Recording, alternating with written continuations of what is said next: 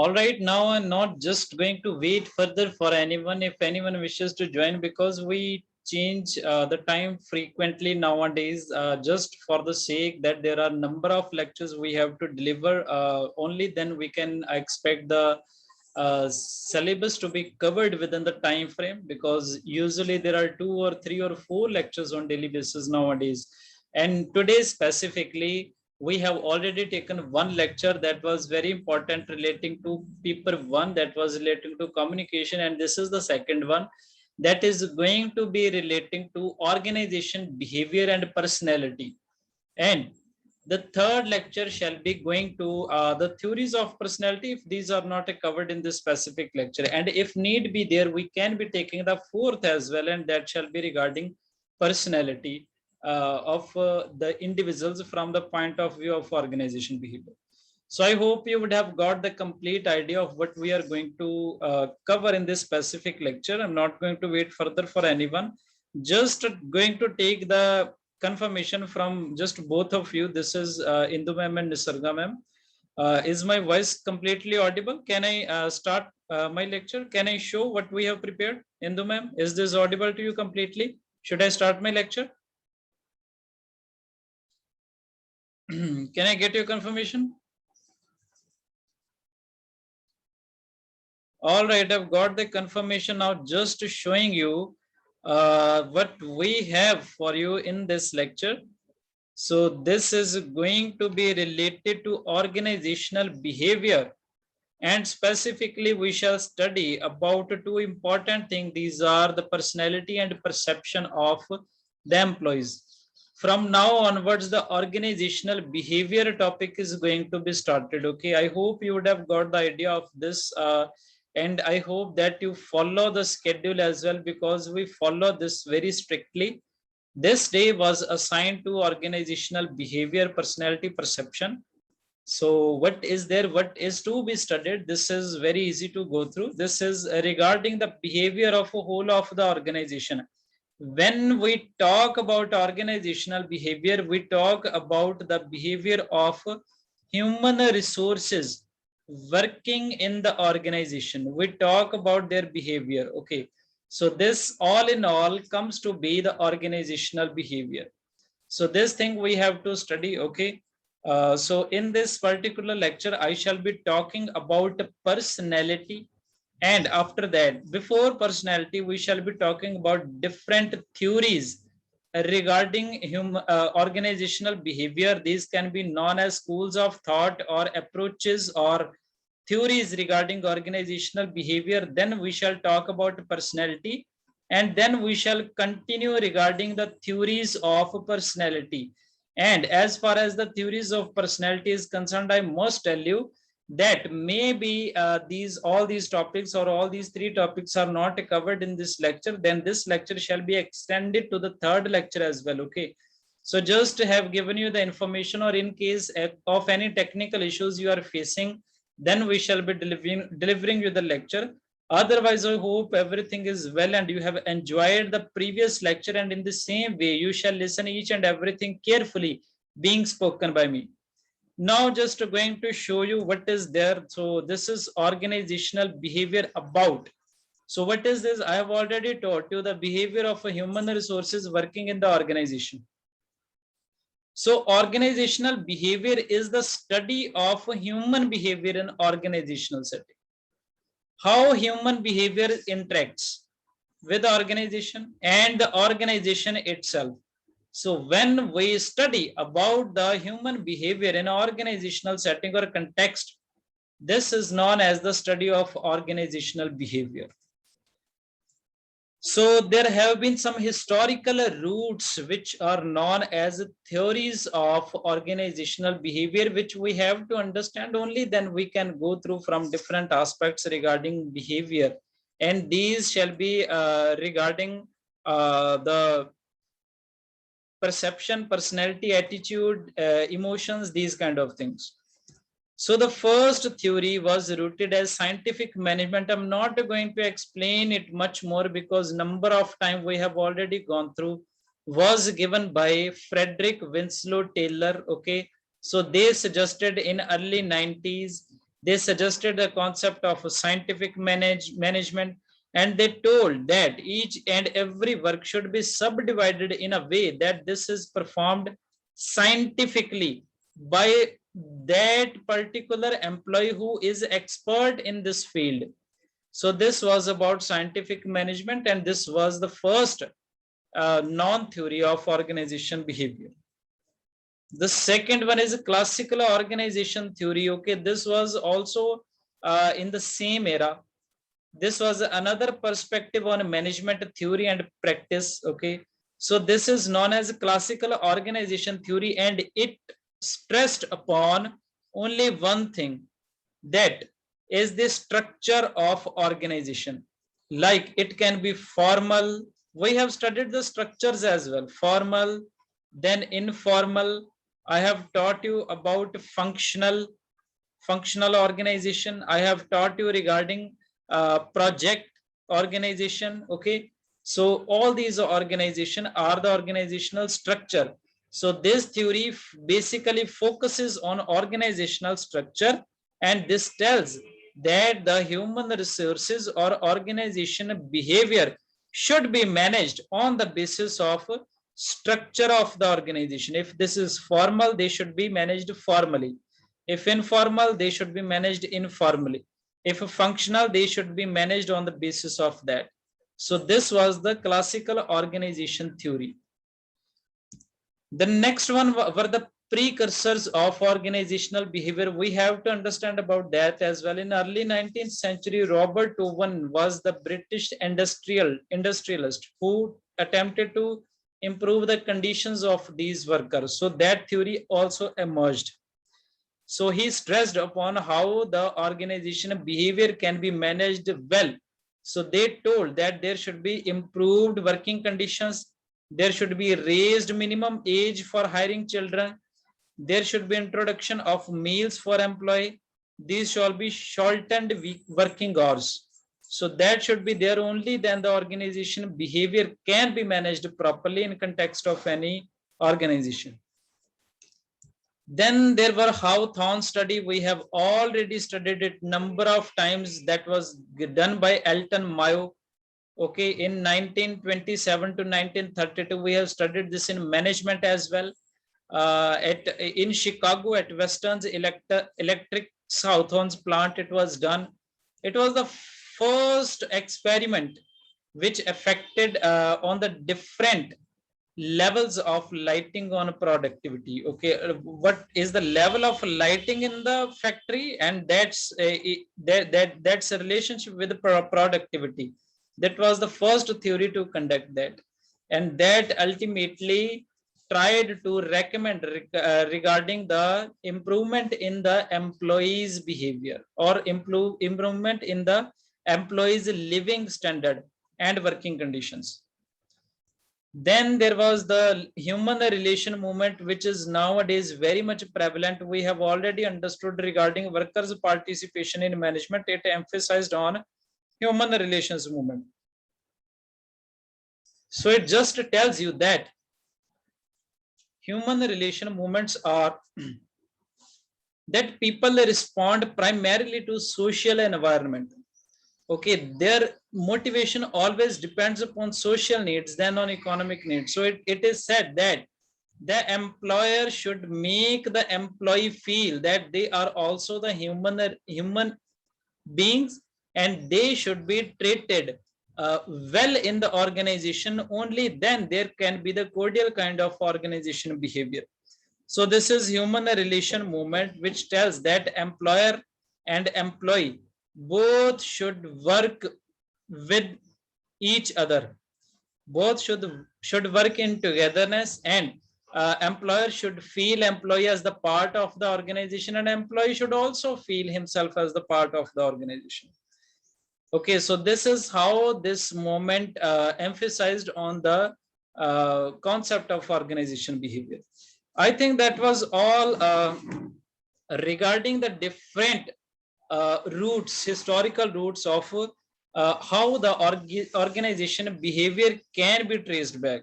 So this was all about that. I hope you would have got some idea regarding these. So Now just going to move further to the next aspect, and that is going to be regarding personality.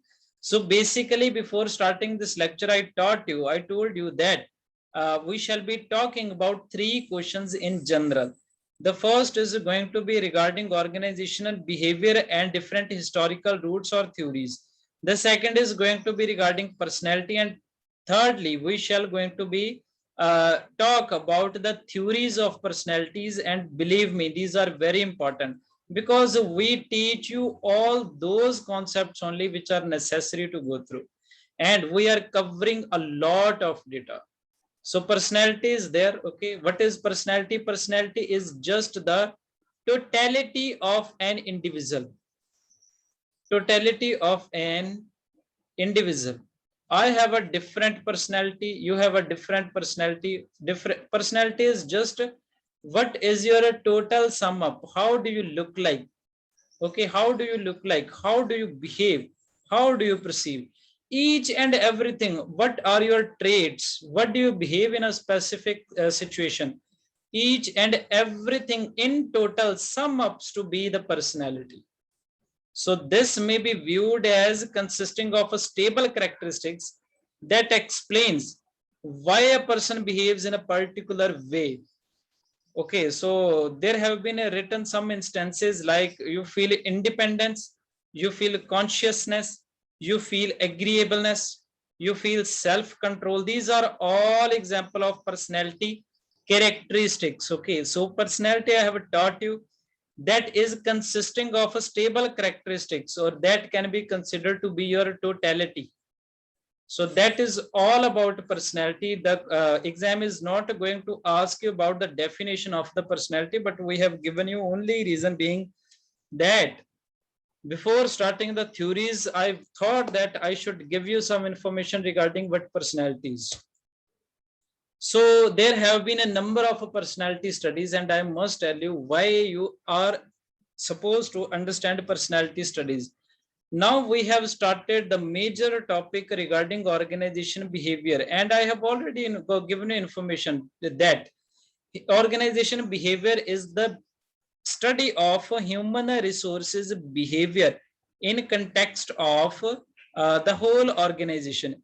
And when we talk about the human resources behavior, we have to study about their personality, we have to study about their perception, we have to study about their attitude, then we have to study about their behavior, then we have to study about their emotions.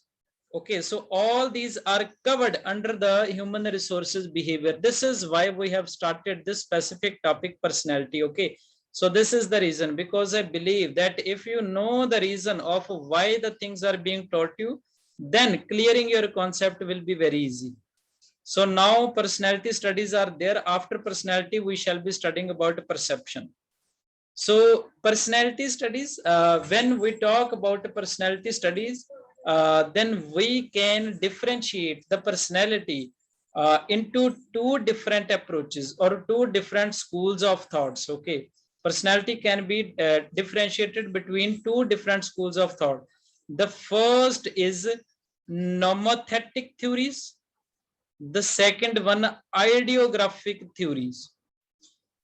Nomothetic and ideographic, you only need to know about their definition and meaning only. Okay, nothing else is necessary, otherwise all the theories are well explained by different authors.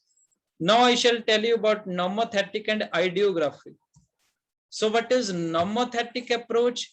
It tells you that when you study personality, when you study personality from the point of view of different traits and personality as a collection of characteristics. What I said, that nomothetic approach is measurable and specific perspective that looks at identification of traits and personality as a collection of characteristics. So when you study personality as the identification of traits and personality characteristics, this is known as a nomothetic approach or nomothetic study. Okay, only thing you need to remember, when you study about different traits, and characteristics, behavioral characteristics or anything. These are nomothetic approach.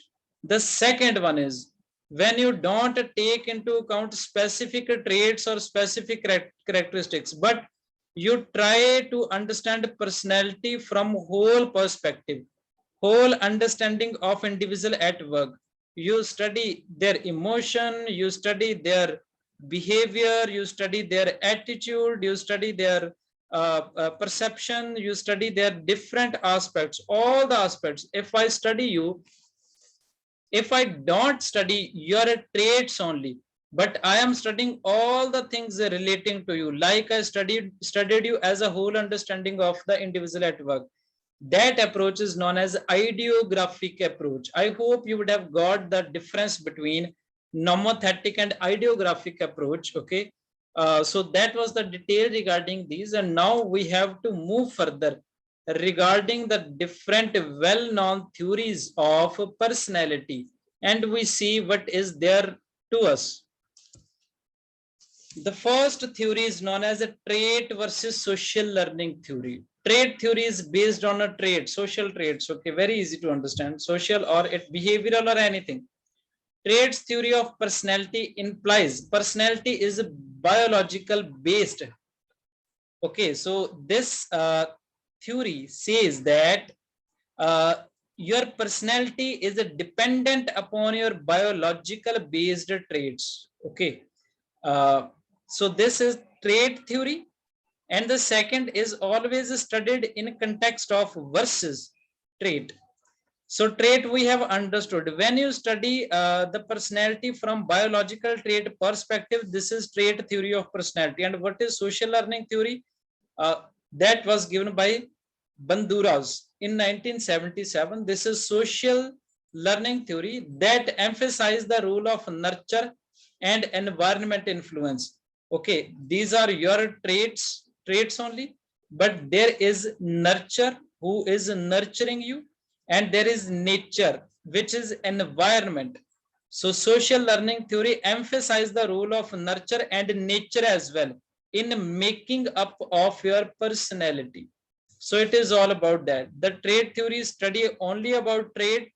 The social learning theory study about nurture and nature's contribution towards making up of the personality. So that was all about this. So the next is big five personality traits. Okay, there have been the very great and beautiful theory which is known as big five personality personality traits, which you have to understand. Okay, number of times the question have been asked, and there is high probability that these can be asked.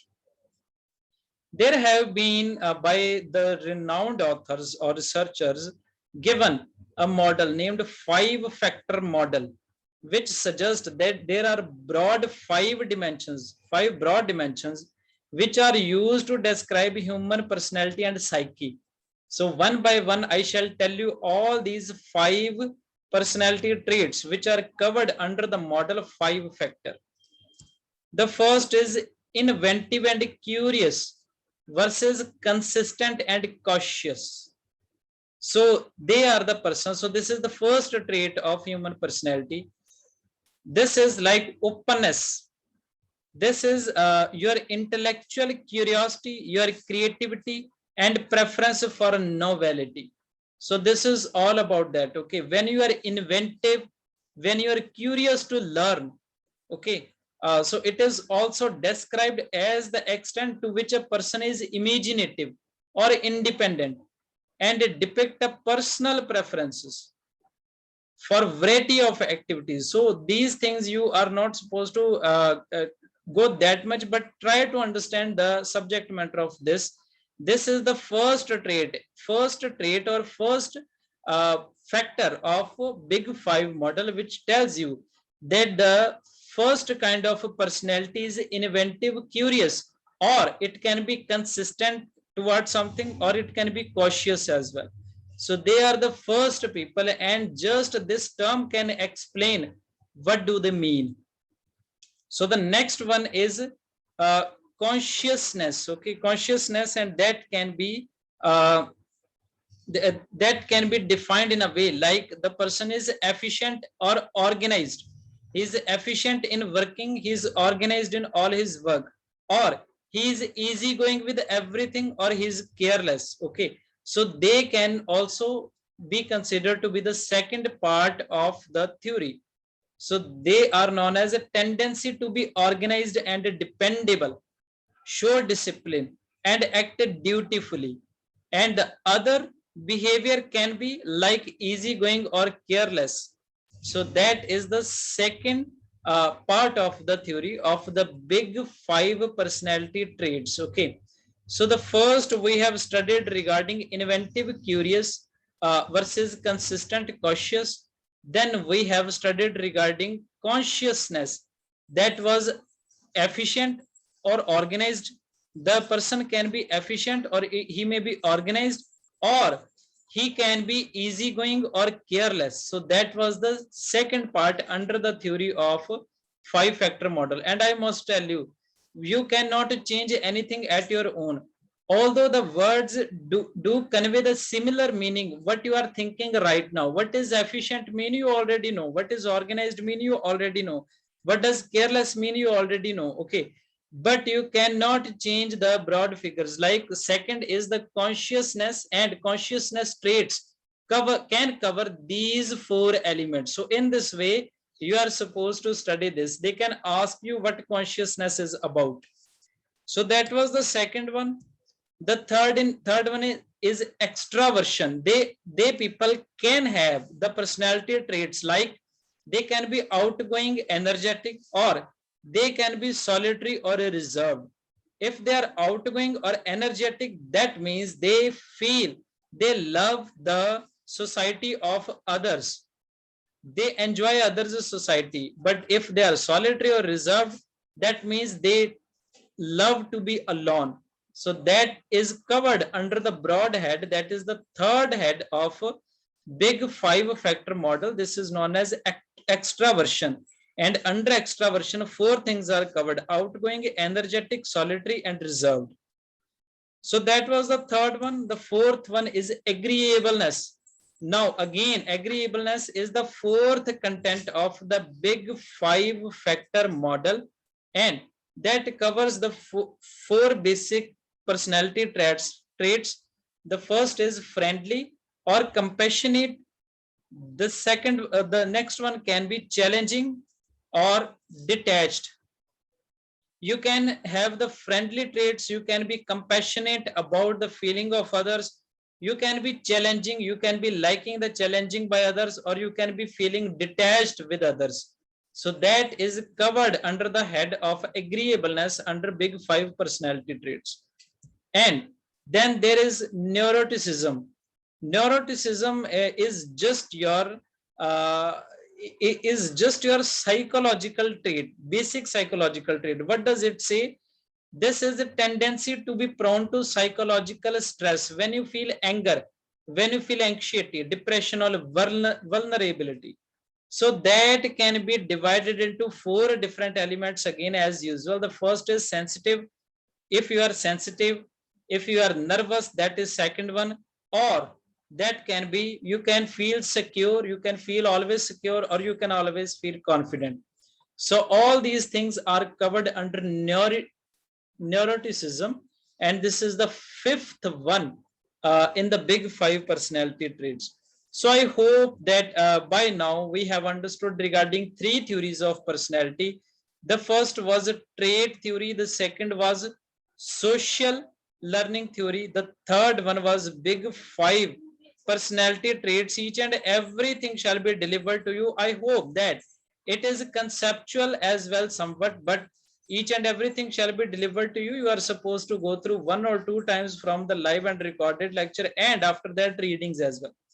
So three theories have been covered now. This is very famous theory. This is Freud's theory. You would have studied in your undergraduation or post graduations as well. I shall tell you about this, and I shall tell you about three different aspects given by Freud.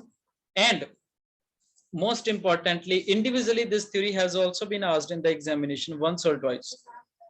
So what is this theory? This theory was given by Sigmund Freud, and this is known as a psychodynamic theory. And it assumes that personality is the interaction between nature and nurture. I told you in the ideography approach, I told you that there is nature and nurture, and they both have influence on the personality of a specific human being. Okay, so that was all about Freud's theory. They told that personality is the interaction between nature and nurture, and personality involves several factors like instinctual drives, drive for food, aggression, these kind of things. Then unconscious processes, early childhood influences, all these things are very important for the development of individual's personality, and that was said by Sigmund Freud. So they just told that personality always depends upon the instincts and environment during first 5 years of life. I believe that by going through from this figure, you can understand about Freud's psychosexual stages.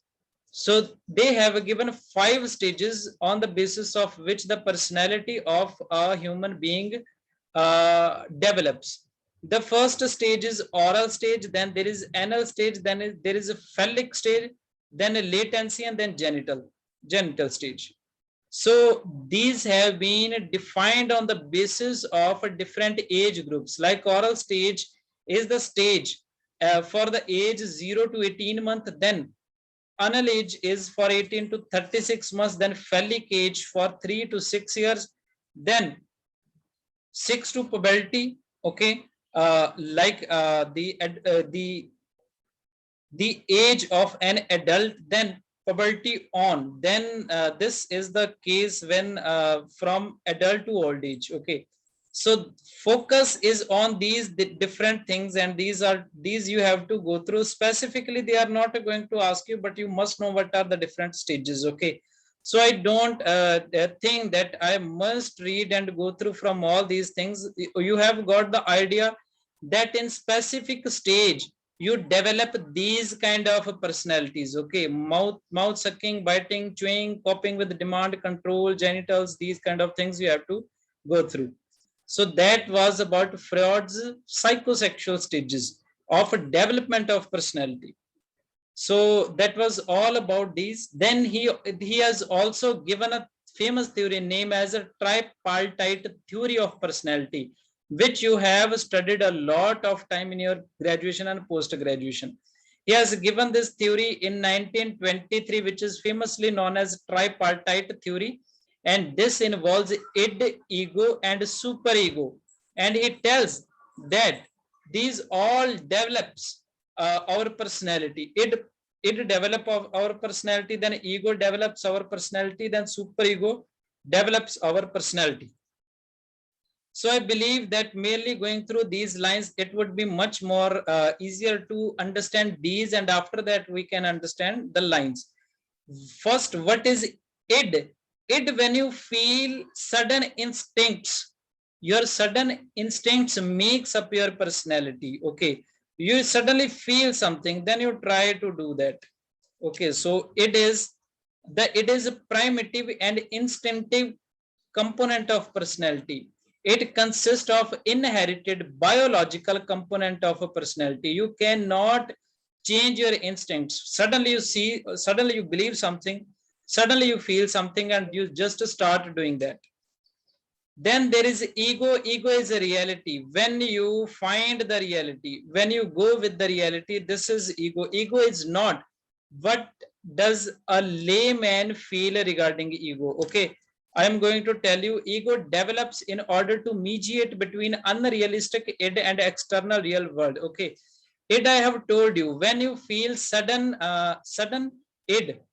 Okay, when you sudden instinct, when you feel sudden instinct, this can be unrealistic, and when you realize, when you compare this with external world, then you decide something whether to do this or not. This decision making component of personality is known as the ego.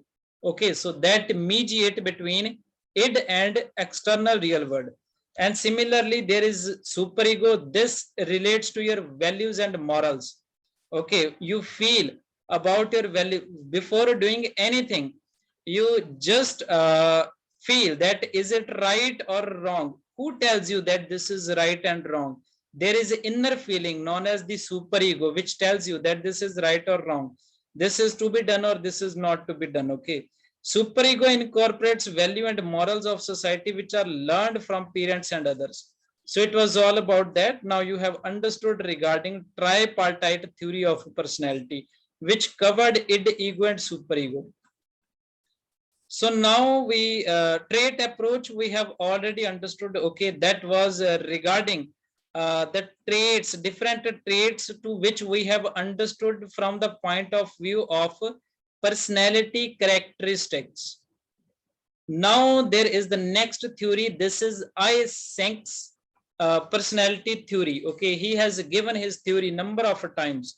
Okay, because they revised their version with a different time intervals. INEC has given this, and they have proposed a theory on the basis of biological factors. Okay, so they have stressed upon your nervous system. They told that nervous system play greater role in a development of your personality. So that was all about their theory, that the individual inherit a type of nervous system that affects their ability to learn and adapt to the environment. So personality depends upon your inherited nervous system according to INEC's personality theory of personality. Then they told that the behavior or the personality can have two dimensions. Basically, the first can be introversion, extroversion, or then there can be neuroticism or stability, and these are also known as second order personality traits. That was said by INEX.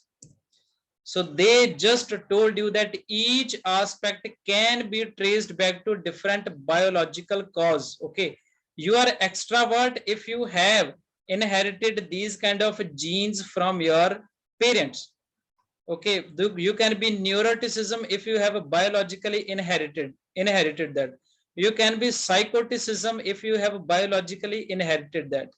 Personality is dependent on balance between excitation and inhibition process, which is automatically the process of your nervous system, and nervous system is always inherited from the genes by your parents, and these are always inherited. So basically they meant to say that personality is dependent upon your nervous system, which is inherited. So that's why personality is an inherited characteristics. So they have told about extroversion, then introversion. Extroverts are sociable or crave, they are excited, they love change, or the introverts are not that much. They do not open to others, they just love to be alone. Okay, so that is the kind of a personality they are having. Then neuroticism or stability. Okay, neuroticism, how do you react in a specific situation? Like if you are having sympathetic or anxietic kind of nervous system. So neuroticism is the study of your nervous system. How do you behave? A person's level of neuroticism is determined by reactivity of their nervous system. And stability, a stable person's nervous system shall be less reactive in a stressful situation, and he shall always be calm. So that was regarding them. And what they have told about psychoticism and normality, we can go through. After that, this will be over. So they, in 1966, they added along with these four aspects: extraversion, introversion, neuroticism, stability, they added psychoticism and normality as well. They told that this can be the third trait dimension, that is psychoticism, that generally means lacking in empathy, having been cruel, loner, aggressive, or troublesome. That is the study, or that is the personality of a psychoticized person. And normality is just normality, which is with the person who is not behaving in these ways. He is known to be normal. He is not known to be psychoticized person. So I hope it was a lot of detail and study regarding the organizational behavior and their different theories base. After that, we studied regarding personality, and I taught you number of personality theories. And I must tell you, these are not yet over. Okay, we have still not been able to cover all these. The only reason it's being a lot of data by now, and you generally, you people need rest. I also need rest for 10 or 15 minutes for now onwards. So this is the reason I'm not covering all these thing right now. Only one or two theories for personality have been left, and these shall be covered in the next lecture, and perception shall be started in the next lecture. Okay, and if need be there, we can be taking the next lecture as well. So that will be the case, and I hope you understand. Only then you shall be able to qualify if you are following us properly. I tell you in all the lectures, okay, we teach you each and everything, and I hope you just consider our hard work, and you just recognize that, and you follow each and every step given by us.